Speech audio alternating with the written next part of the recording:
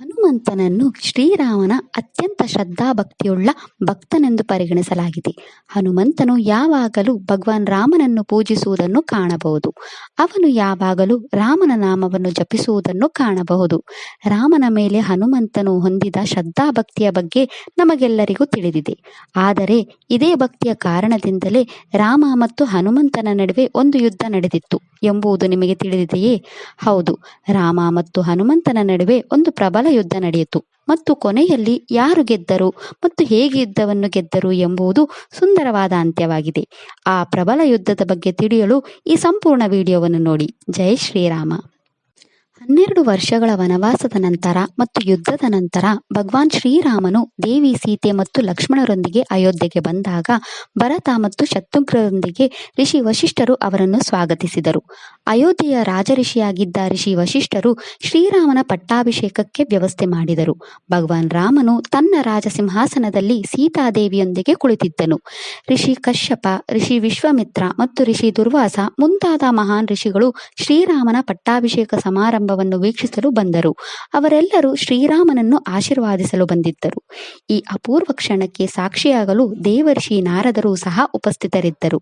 ಎಲ್ಲ ಋಷಿಗಳು ಕುಳಿತಿರುವಾಗ ದೇವರ್ಷಿ ನಾರದನು ಎಲ್ಲ ಋಷಿಗಳನ್ನು ಕೇಳಿದನು, ಹೇ ಋಷಿಗಳೇ, ಪ್ರಭು ಶ್ರೀರಾಮ ಅಥವಾ ಶ್ರೀರಾಮನ ಹೆಸರು ಯಾವುದು ಹೆಚ್ಚು ಶಕ್ತಿಯುತವಾಗಿದೆ ಎಂದು ಹೇಳಿ. ಅದಕ್ಕೆ ಹೆಚ್ಚಿನ ಋಷಿಗಳು ತಮ್ಮ ಅಭಿಪ್ರಾಯವನ್ನು ವ್ಯಕ್ತಪಡಿಸಿದರು. ಆದರೆ ದುರ್ವಾಸ ಋಷಿಗಳು ಭಗವಾನ್ ಶ್ರೀರಾಮನು ತನ್ನ ಹೆಸರಿಗಿಂತ ಹೆಚ್ಚು ಬಲಶಾಲಿ ಎಂದು ಹೇಳಿದರು. ಎಲ್ಲ ಋಷಿಗಳ ಮಾತುಗಳನ್ನು ಆಲಿಸಿದ ನಾರದ ಮುನಿಯು ಇತರ ಋಷಿಗಳೊಂದಿಗೆ ಅಸಮ್ಮತಿ ಹೊಂದಿದ್ದರು ಮತ್ತು ಭಗವಾನ್ ರಾಮನ ಹೆಸರು ತನ್ನ ಸ್ವಂತಕ್ಕಿಂತ ಶಕ್ತಿಯುತವಾಗಿದೆ ಎಂದು ಒತ್ತಾಯಿಸಿದನು. ರಾಮನ ಹೆಸರು ಭಗವಾನ್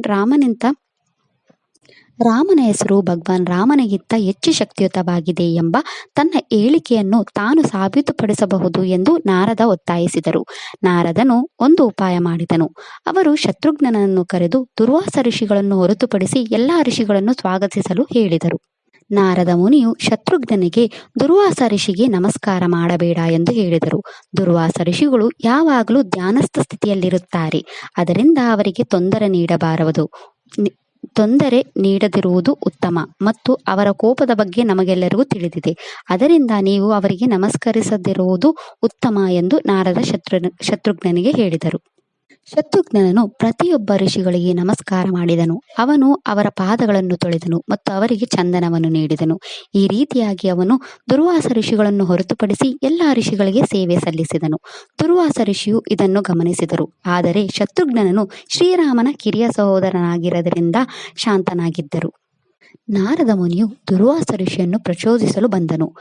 ಅವರು ದುರ್ವಾಸ ಋಷಿಗೆ ಹೇಳಿದರು, ಶತ್ರುಘ್ನ ಅಹಂಕಾರವನ್ನು ನೀವು ಗಮನಿಸಿದರಾ? ಶತ್ರುಘ್ನ ತನ್ನನ್ನು ಉದ್ದೇಶಪೂರ್ವಕವಾಗಿ ಅವಮಾನಿಸಿದ್ದಾನೆ ಎಂದು ಅವರು ದುರ್ವಾಸ ಋಷಿಗೆ ತಿಳಿಸಿದರು. ಶತ್ರುಘ್ನನು ನಿಮ್ಮನ್ನು ಹೊರತುಪಡಿಸಿ ಎಲ್ಲಾ ಋಷಿಗಳಿಗೆ ಗೌರವವನ್ನು ನೀಡಿದನು ಎಂದು ಅವರು ದುರ್ವಾಸ ಋಷಿಗಳಿಗೆ ಹೇಳಿದರು. ಶತ್ರುಘ್ನ ನೀವು ಕಡಿಮೆ ಪ್ರಾಮುಖ್ಯತೆ ಅಥವಾ ಕಡಿಮೆ ಶಕ್ತಿಶಾಲಿ ಎಂದು ಭಾವಿಸುತ್ತಾನೆ. ನಾರದನ ಮಾತಿನಿಂದ ಕೆರಳಿದ ದುರ್ವಾಸ ಋಷಿಯು ಕೋಪಗೊಂಡನು. ಪಟ್ಟಾಭಿಷೇಕದ ಮಧ್ಯದಲ್ಲಿ ದುರ್ವಾಸ ಋಷಿಯು ಶ್ರೀರಾಮನನ್ನು ತಕ್ಷಣವೇ ಕರೆದನು. ನಿಮ್ಮ ಆಸ್ಥಾನದಲ್ಲಿ ಸಾರ್ವಜನಿಕವಾಗಿ ನನ್ನನ್ನು ಅವಮಾನಿಸಲಾಗಿದೆ ಎಂದು ದುರ್ವಾಸ ಋಷಿ ಶ್ರೀರಾಮನಿಗೆ ಹೇಳಿದರು.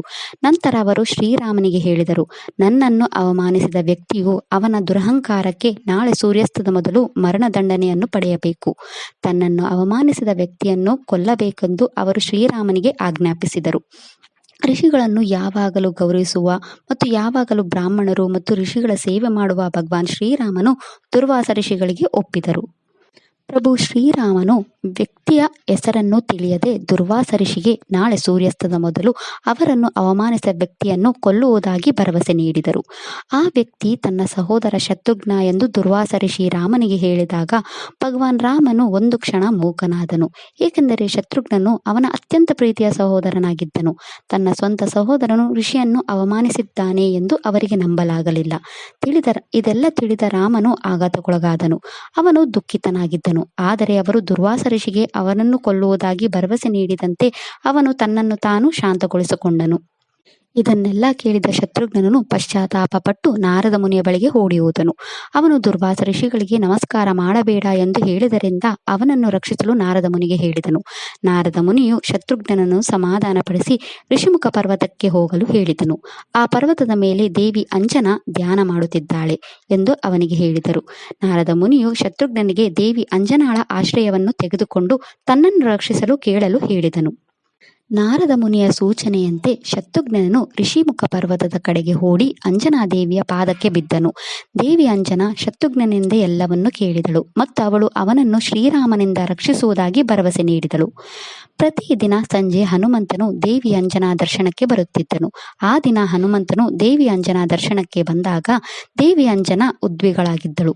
ತಾಯಿಯ ಸ್ಥಿತಿಯನ್ನು ಕಂಡು ಹನುಮಂತನು ತನ್ನ ತಾಯಿಯನ್ನು ಕೇಳಿದನು. ಅಮ್ಮ, ನಿನಗೆ ಏನು ತೊಂದರೆ ಕಾಡುತ್ತಿದೆ? ದೇವಿ ಅಂಜನಾ ಹನುಮಂತನಿಗೆ ಹೇಳಿದಳು, ತನ್ನ ರಕ್ಷಣೆಗಾಗಿ ಯಾರೋ ಬಂದಿದ್ದಾರೆ ಮತ್ತು ನಾನು ಅವನನ್ನು ಕೊಲ್ಲಲು ಬಯಸುವ ವ್ಯಕ್ತಿಯಿಂದ ರಕ್ಷಿಸುತ್ತೇನೆ ಎಂದು ಭರವಸೆ ನೀಡಿದ್ದೇನೆ ಎಂದು ಹನುಮಂತನಿಗೆ ಹೇಳಿದಳು. ಈ ವ್ಯಕ್ತಿಯನ್ನು ರಕ್ಷಿಸಲು ದೇವಿ ಅಂಜನಾ ಹನುಮಂತನಿಗೆ ಹೇಳಿದಳು. ಹನುಮಂತನು ರಾಮನ ಮೇಲಿನ ಭಕ್ತಿಯನ್ನು ಇಟ್ಟುಕೊಂಡು ತನ್ನ ತಾಯಿಗೆ ಈ ವ್ಯಕ್ತಿಯನ್ನು ರಕ್ಷಿಸುವುದಾಗಿ ಭರವಸೆ ನೀಡಿದನು. ಯಾರಿಗೆ ರಕ್ಷಣೆ ಬೇಕು ಎಂದು ಹನುಮಂತನು ತನ್ನ ತಾಯಿಯನ್ನು ಕೇಳಿದಾಗ ದೇವಿ ಅಂಜನಾ ಹೇಳಿದಳು, ಅವಳು ಶತ್ರುಘ್ನನಿಗೆ ರಾಮನಿಂದ ರಕ್ಷಣೆ ಬೇಕು ಎಂದು ಹೇಳಿದಳು.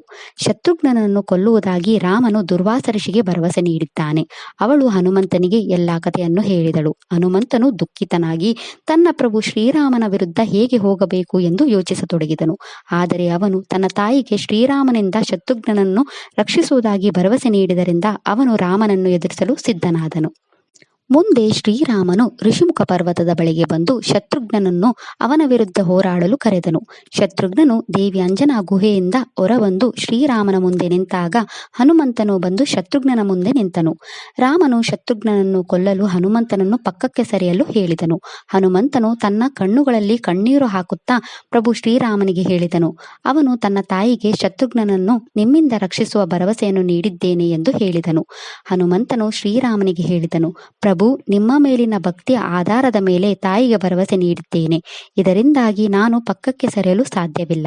ಹನುಮಂತನ ಭಕ್ತಿಯನ್ನು ಕಂಡು ದುಃಖಿತನಾದ ಶ್ರೀರಾಮನು ಮತ್ತೆ ಹನುಮಂತನನ್ನು ಪಕ್ಕಕ್ಕೆ ಸರಿಯಲು ಹೇಳಿದನು.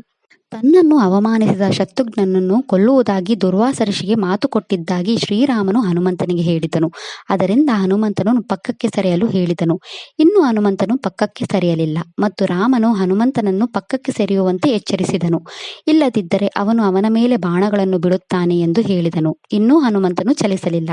ಭಗವಾನ್ ರಾಮನು ಬಂದು ಹನುಮಂತನ ದೂರದಲ್ಲಿ ನಿಂತು ಅವನನ್ನು ದಯೆಯಿಂದ ನೋಡತೊಡಗಿದನು.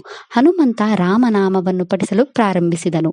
ಹನುಮಂತನು ಕದಲದಿದ್ದಾಗ ರಾಮನು ಹನುಮಂತನ ಮೇಲೆ ಬಾಣ ಬಿಡಲು ಪ್ರಾರಂಭಿಸಿದನು.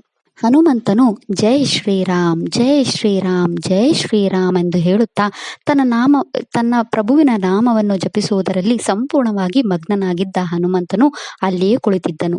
ಹನುಮಂತನ ರಾಮನಾಮ ಪಠನವು ಎಷ್ಟು ಶಕ್ತಿಯುತವಾಗಿತ್ತು ಎಂದರೆ ಅದು ಆ ಪ್ರದೇಶದಲ್ಲಿ ದೊಡ್ಡ ಕಂಪನವನ್ನು ಉಂಟು ಮಾಡಿತು ಮತ್ತು ರಾಮನು ಬಾಣಗಳನ್ನು ಬಿಡುತ್ತಿದ್ದಾಗ ಅವನ ಯಾವ ಬಾಣವೂ ಹನುಮಂತನನ್ನು ಮುಟ್ಟಲಿಲ್ಲ. ಈ ಸುಂದರ ಯುದ್ಧವನ್ನು ವೀಕ್ಷಿಸಲು ಎಲ್ಲ ಋಷಿಗಳು ಅಲ್ಲಿ ನೆರೆದಿದ್ದರು ಮತ್ತು ದೇವತೆಗಳು ಸಹ ಈ ಸುಂದರ ಯುದ್ಧವನ್ನು ವೀಕ್ಷಿಸಿದರು. ರಾಮನು ಹನುಮಂತನ ಮೇಲೆ ಬಾಣಗಳನ್ನು ಪ್ರಯೋಗಿಸಲು ಪ್ರಯತ್ನಿಸಿದನು. ಆದರೆ ಹನುಮಂತನು ರಾಮನ ಹೆಸರನ್ನು ಜಪಿಸುತ್ತಲೇ ಇದ್ದಾಗ ಬಾಣಗಳು ನೆಲಕ್ಕೆ ಬಿದ್ದವು, ಏಕೆಂದರೆ ರಾಮನ ಹೆಸರು ಅವನ ಬಾಣಗಳಿಗಿಂತ ಹೆಚ್ಚು ಶಕ್ತಿಶಾಲಿಯಾಗಿದ್ದವು. ಭಗವಾನ್ ರಾಮನು ದಣಿದನು. ಆದರೆ ಹನುಮಂತನು ತನ್ನ ಪ್ರಭು ಶ್ರೀರಾಮನನ್ನು ಸಂಪೂರ್ಣ ಶರಣಾಗತಿ, ಪ್ರೀತಿ ಮತ್ತು ಭಕ್ತಿಯಿಂದ ಮಾತ್ರ ನೋಡುತ್ತಿದ್ದನು. ಬಹಳ ಸಮಯದ ನಂತರ ದಣಿದ ಶ್ರೀರಾಮನು ಹನುಮಂತನ ವಿರುದ್ಧ ಹೋರಾಡಲು ಬ್ರಹ್ಮಾಸ್ತ್ರವನ್ನು ತೆಗೆದುಕೊಂಡನು. ಹನುಮಂತನಿಗೆ ಯಾವುದೇ ಆಯುಧಗಳು ಹಾನಿಯಾಗದಂತೆ ಭಗವಾನ್ ಬ್ರಹ್ಮನಿಂದ ಆಶೀರ್ವಾದಿಸಲ್ಪಟ್ಟಿದ್ದಾನೆ. ಆದರೆ ಬ್ರಹ್ಮಾಸ್ತ್ರವನ್ನು ಬಿಟ್ಟರೆ ಇಡೀ ವಿಶ್ವವೇ ನಾಶವಾಗಬಹುದಾದ್ದರಿಂದ ಇದನ್ನು ತಡೆಯಲು ನಾರದ ಮುನಿಯು ತಕ್ಷಣವೇ ದುರ್ವಾಸ ಋಷಿಯ ಬಳಿ ಓಡಿ ಹೋದನು. ನಾರದನು ದುರ್ವಾಸ ಋಷಿಗೆ ಯುದ್ಧವನ್ನು ನಿಲ್ಲಿಸಲು ಹೇಳಿದನು. ಶ್ರೀರಾಮನ ನಾಮವು ರಾಮನಿಗಿಂತ ಶ್ರೇಷ್ಠ ಎಂದು ಎಲ್ಲರಿಗೂ ತೋರಿಸಲು ಮಾತ್ರ ತಾನು ಈ ಯೋಜನೆಯನ್ನು ರೂಪಿಸಿದ್ದಾನೆ ಎಂದು ನಾರದ ಮುನಿ ದುರ್ವಾಸ ಋಷಿಗೆ ತಿಳಿಸಿದರು. ನಾರದ ಮುನಿಯು ದುರ್ವಾಸ ಋಷಿಗೆ ರಾಮನಿಂದ ತನ್ನ ವಾಗ್ದಾನವನ್ನು ಹಿಂತಿರುಗಿಸಲು ಮತ್ತು ಈ ಯುದ್ಧವನ್ನು ನಿಲ್ಲಿಸಲು ಹೇಳಿದನು. ಇದನ್ನು ಕೇಳಿದ ದುರ್ವಾಸ ಋಷಿಯು ಶ್ರೀರಾಮನನ್ನು ನಿಲ್ಲಿಸಿದನು ಮತ್ತು ಅವನು ತಮ್ಮ ವಾಗ್ದಾನವನ್ನು ಹಿಂದಕ್ಕೆ ತೆಗೆದುಕೊಂಡು ಶತ್ರುಘ್ನನನ್ನು ಕ್ಷಮಿಸುತ್ತಾನೆ ಎಂದು ಹೇಳಿದರು. ಸಮಾಧಾನಗೊಂಡ ಶ್ರೀರಾಮನು ತನ್ನ ಭಕ್ತ ಹನುಮಂತನ ಬಳಿಗೆ ಓಡಿ ಬಂದು ಅವನನ್ನು ತಪ್ಪಿಕೊಂಡನು. ಹನುಮಂತನು ಭಗವಾನ್ ಶ್ರೀರಾಮನ ಪಾದಗಳಿಗೆ ಸಾಷ್ಟಾಂಗ ನಮಸ್ಕಾರ ಮಾಡಿದನು ಮತ್ತು ಅವನು ಶ್ರೀರಾಮನಲ್ಲಿ ಮತ್ತು ದುರ್ವಾಸ ಋಷಿಯರಿಂದ ಕ್ಷಮೆ ಯಾಚಿಸಿದನು. ದುರ್ವಾಸ ಋಷಿಗಳು ಹನುಮಂತನ ನಿಷ್ಠೆ ಮತ್ತು ಸದಾಚಾರದ ಪ್ರಜ್ಞೆಯನ್ನು ಕಂಡು ಸಂತೋಷಪಟ್ಟರು ಮತ್ತು ಶ್ರೀರಾಮನ ಗುರುಭಕ್ತಿಯು ಶತ್ರುಘ್ನನನ್ನು ಕ್ಷಮಿಸಿತು. ದುರ್ವಾಸ ಋಷಿಗಳು ಹನುಮಂತನನ್ನು ಕ್ಷಮಿಸಿದ್ದು ಮಾತ್ರವಲ್ಲದೆ ರಾಮನ ಬಗೆಗಿನ ಆತನ ಭಕ್ತಿಯು ಮುಂದಿನ ದಿನಗಳಲ್ಲಿ ಅತ್ಯುನ್ನತ ಉದಾಹರಣೆಯಾಗಲಿದೆ ಎಂದು ಆಶೀರ್ವಾದಿಸಿದರು. ಶ್ರೀರಾಮನ ನಾಮವನ್ನು ಜಪಿಸಿದರಿಂದಲೇ ಹನುಮಂತನು ರಾಮನ ಕೋಪದಿಂದ ಪಾರಾದನೆಂದು ದುರ್ವಾಸ ಋಷಿಗಳು ಜಗತ್ತಿಗೆ ಘೋಷಿಸಿದರು. ಅದರಿಂದ ಶ್ರೀರಾಮನ ನಾಮವು ಭಗವಾನ್ ರಾಮನಿಗಿಂತ ಹೆಚ್ಚು ಪ್ರಬಲವಾಗಿದೆ ಎಂದು ದುರ್ವಾಸ ಋಷಿಗಳು ಈ ಇಡೀ ಜಗತ್ತಿಗೆ ಘೋಷಿಸಿದರು. ಈ ಕಥೆಯಿಂದ ಕಲಿಯಲು 2 ಪಾಠಗಳಿವೆ. ಈ ಕಥೆಯಿಂದ ಕಲಿಯುವ ಮೊದಲ ಪಾಠವೆಂದರೆ ಸಂತರು ಮತ್ತು ಋಷಿಗಳ ಬಗೆಗಿನ ಗೌರವ. ಶ್ರೀರಾಮನು ಎಲ್ಲ ಸಂತರು ಮತ್ತು ಋಷಿಗಳ ಬಗ್ಗೆ ಎಷ್ಟು ಗೌರವವನ್ನು ಹೊಂದಿದ್ದನೆಂದರೆ ಅವನು ತನ್ನ ಸಹೋದರನನ್ನು ಕೊಲ್ಲಲು 2 ಬಾರಿ ಯೋಚಿಸಲಿಲ್ಲ. ಶ್ರೀರಾಮನಂತೆ ನಾವು ಯಾವಾಗಲೂ ಎಲ್ಲ ಸಂತರು, ಋಷಿಗಳು, ಗುರುಗಳು ಮತ್ತು ಬ್ರಾಹ್ಮಣರನ್ನು ಗೌರವಿಸಬೇಕು. ಈ ಕಥೆಯಿಂದ ಕಲಿಯಬೇಕಾದ 2ನೇ ಪಾಠವೆಂದರೆ ರಾಮನ ಮೇಲಿನ ಹನುಮಂತನ ಭಕ್ತಿ. ಇದು ನಿಮ್ಮನ್ನು ಹೆಚ್ಚು ಬಲಶಾಲಿಯಾಗಿಸಲು ನಮಗೆ ಕಲಿಸುತ್ತದೆ. ನಮ್ಮ ಸ್ವಾಮಿ ನಮ್ಮನ್ನು ಎದುರಿಸಿದಾಗಲೂ ನಮ್ಮ ಭಕ್ತಿ ಗೆಲ್ಲಬೇಕು. ಹಿಂದೂ ಧರ್ಮದಲ್ಲಿನ ದಂತಕಥೆಗಳು ಮತ್ತು ಪೌರಾಣಿಕ ಕಥೆಗಳು ಹಿಂದೂ ಧರ್ಮದ ವಿಶಿಷ್ಟಾಂಶವನ್ನು ಪ್ರಸ್ತುತಪಡಿಸುತ್ತವೆ. ಹಿಂದೂ ಧರ್ಮದ ಪುರಾಣಗಳು ಮತ್ತು ಇತರ ಧಾರ್ಮಿಕ ಗ್ರಂಥಗಳು ಅಸಂಖ್ಯಾತ ಪೌರಾಣಿಕ ಕಥೆಗಳನ್ನು ಹೊಂದಿವೆ. ಈ ಕಥೆಗಳು ಧಾರ್ಮಿಕ ಮಹತ್ವವನ್ನು ಮಾತ್ರವಲ್ಲದೆ ಜೀವನದ ವಿವಿಧ ಪ್ರಮುಖ ತತ್ವಗಳನ್ನು ನಮಗೆ ಕಲಿಸುವ ಆಳವಾದ ಅರ್ಥವನ್ನು ಹೊಂದಿವೆ. ಈ ಕಥೆಗಳು ನಮ್ಮ ಜೀವನವನ್ನು ಉತ್ಕೃಷ್ಟಗೊಳಿಸುತ್ತವೆ ಮತ್ತು ಪರಮಾತ್ಮನ ಶಾಶ್ವತ ಕೃಪೆಯನ್ನು ವ್ಯಕ್ತಪಡಿಸುತ್ತವೆ. ಈ ಕಥೆಯನ್ನು ಯಾವುದೇ ಗ್ರಂಥಗಳಲ್ಲಿ ಉಲ್ಲೇಖಿಸಲಾಗಿಲ್ಲ. ಇದು ರಾಮನಾಮದ ಮಹತ್ವವನ್ನು ಹೇಳುವ ಜನಪದ ಕಥೆಯಾಗಿದೆ. ಹೀಗೆ ಭಗವಾನ್ ರಾಮ ಮತ್ತು ಹನುಮಾನ್ ನಡುವಿನ ಯುದ್ಧದ ಈ ಕಥೆಯು ನಮಗೆ ಪರಮಶಕ್ತಿಯನ್ನು ಹೊಂದಿರುವ ಭಗವಾನ್ ರಾಮನ ಹೆಸರನ್ನು ನಂಬುವ ಮತ್ತು ಜಪಿಸುವುದರ ಮಹತ್ವವನ್ನು ತೋರಿಸುತ್ತದೆ. ಇಂದಿಗೂ ಜನರು ಶ್ರೀರಾಮ ನಾಮವನ್ನು ಬರೆಯಲು ಇದು ಮುಖ್ಯ ಕಾರಣವಾಗಿದೆ. ಇಂದಿಗೂ ಕೆಲವು ಮನೆಗಳಲ್ಲಿ ಪ್ರತಿದಿನ ಶ್ರೀರಾಮನ ಹೆಸರನ್ನು ಬರೆಯಲಾಗುತ್ತದೆ.